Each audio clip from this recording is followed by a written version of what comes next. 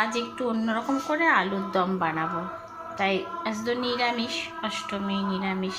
তেল দিলাম, তাই তেল দিয়ে একটু বেশি করে তেল দিই। তেল দেওয়া হয়ে গেল, এবার দেব তেজপাতা। তেজপাতা দিয়ে দিলাম।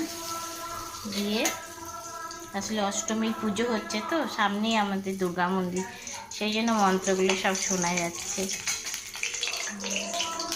তেজপাতাটা হয়ে গেল। তেজপাতাটা হয়ে গেলে আমি আলুগুলো দিয়ে দেবো, একে একে আলুগুলো দিয়ে দেবো। আলুগুলো দিয়ে দিলাম। দেওয়ার পরে এর মধ্যে মশলা দেব আমি।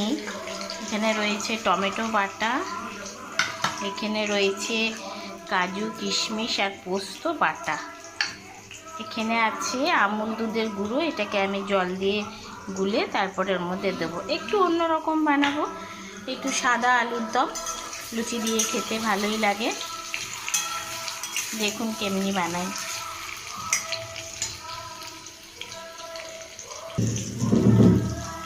হলুদ দেব না, নুন দেব। একটু সাদা সাদা করার চেষ্টা করব, দেখতেও ভালো লাগে, খেতেও সুন্দর লাগে।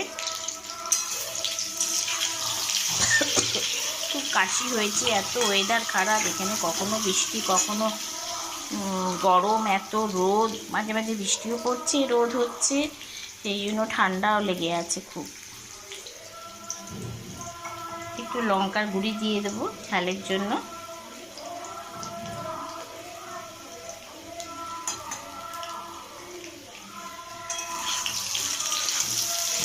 আসলে একটু অন্ধকার অন্ধকার কেন আছে, আমার রান্নাঘরে না একটু লাইটটা কম।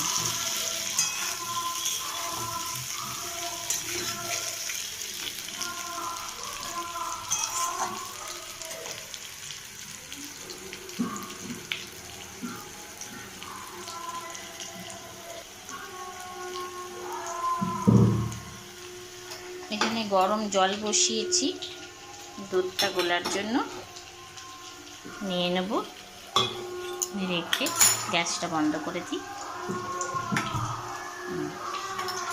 এইবারে আমি দুধটা গুলে নেব গরম জলে।